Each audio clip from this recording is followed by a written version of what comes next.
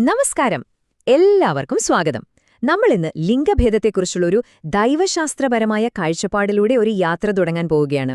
അപ്പൊ നമുക്ക് ഒരുമിച്ച് ഈ വിഷയത്തിലേക്ക് കടന്നു ചെല്ലാം. ദാ ഈ സ്ക്രീനിലേക്കൊന്ന് നോക്കൂ.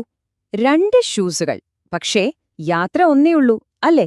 മനുഷ്യരാശിയുടെ ഏറ്റവും അടിസ്ഥാനപരമായ ഈ ബന്ധത്തെക്കുറിച്ച് ഈ ഒരു ലളിതമായ രൂപകം നമ്മളോടെന്താവും പറയുന്നത് നമുക്കൊരുമിച്ച് കണ്ടെത്താം.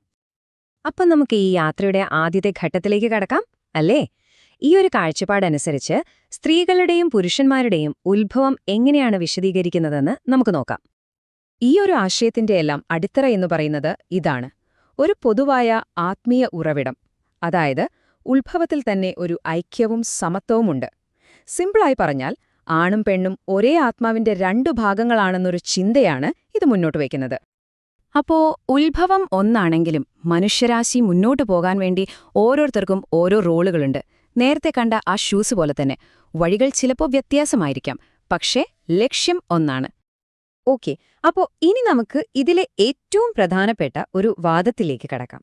നീതിയെക്കുറിച്ചുള്ള 2 വ്യത്യസ്ത സമീപനങ്ങൾ തമ്മിലുള്ളൊരു വ്യത്യാസം നമുക്ക് മനസ്സിലാക്കാൻ ശ്രമിക്കാം. ആദ്യത്തേതാണ് യൂണിഫോമിറ്റി അല്ലെങ്കിൽ ഏകരൂപം എന്ന് പറയുന്നത്. എന്താണിത്? സ്ത്രീയെയും പുരുഷനെയും എല്ലാത്തിലും ഒരുപോലെ ആക്കണം എന്നൊരാശയം. പക്ഷേ ഈ ഒരു കാഴ്ചപ്പാട് പറയുന്നത് എന്താന്ന് വെച്ചാൽ അതത്ര പ്രായോഗികമല്ല. കാരണം സ്വാഭാവികമായ വ്യത്യാസങ്ങളുണ്ട്. അപ്പോൾ അതിനൊരു ബദലായിട്ട് വെക്കുന്ന ആശയമാണ് ഈക്വിറ്റി അഥവാ നീതി. ഇത് കുറച്ചുകൂടി വ്യത്യസ്തമാണ്.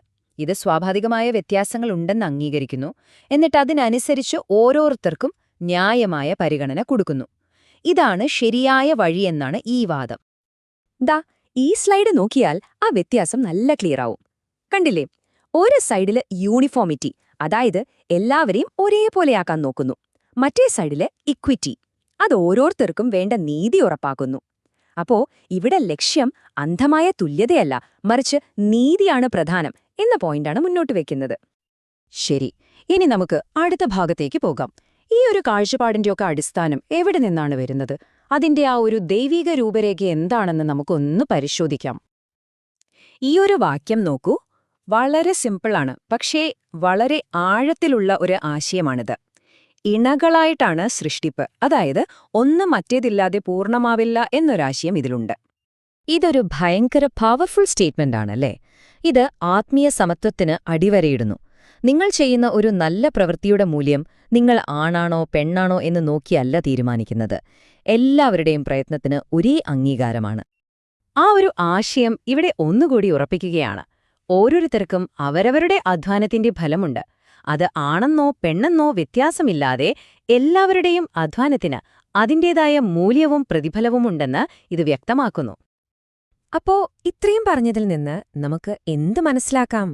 ഇതിന്റെ എല്ലാം കാതലെന്താണ്? വളരെ ലളിതമാണ്.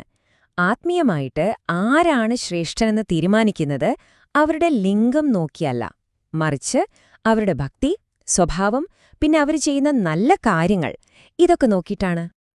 ഓക്കെ, നമ്മൾ ഇതുവരെ കുറേ ആശയങ്ങൾ ചർച്ച ചെയ്തു. അപ്പോ ഈ ഒരു ചട്ടക്കൂടിന്റെയൊക്കെ പ്രധാന ലക്ഷ്യങ്ങൾ എന്തൊക്കെയാണ്? ഈ യാത്രയുടെ ശരിക്കുള്ള ഉദ്ദേശം എന്താണെന്ന് നമുക്ക് നോക്കാം. അപ്പൊ നോക്കൂ, ഇവിടെ 3 പ്രധാനപ്പെട്ട ലക്ഷ്യങ്ങളുണ്ട്.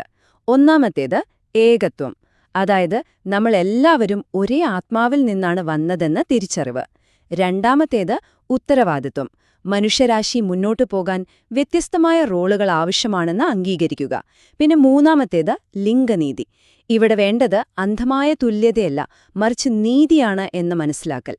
ഈ 3ഉം കൂടിച്ചേരുമ്പോഴാണ് ഒരു സമ്പൂർണ്ണ ചിത്രം കിട്ടുന്നത്. അപ്പൊ ചുരുക്കി പറഞ്ഞാൽ ഇതിലെ ഏറ്റവും നിർണായകമായ കാര്യം ഇതാണ്: വ്യത്യാസങ്ങൾക്കിടയിൽ ഒരു ഐക്യം. ആ ഐക്യത്തെ ഭരിക്കുന്നത് നീതിയായിരിക്കണം.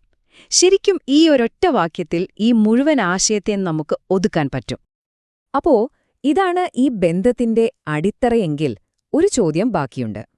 ജീവിതമാകുന്ന ഈ വലിയ യാത്രയിൽ ഈ ഇണകളെ ഒരുമിച്ച് നിർത്തുന്ന ആ കരാർ എന്തായിരിക്കും? ആ ഒരു ചോദ്യം നിങ്ങൾക്ക് മുന്നിൽ വെച്ചുകൊണ്ട് നമ്മൾ ഇന്നത്തെ ഈ ഒരു വിശകലനം ഇവിടെ നിർത്തുകയാണ്.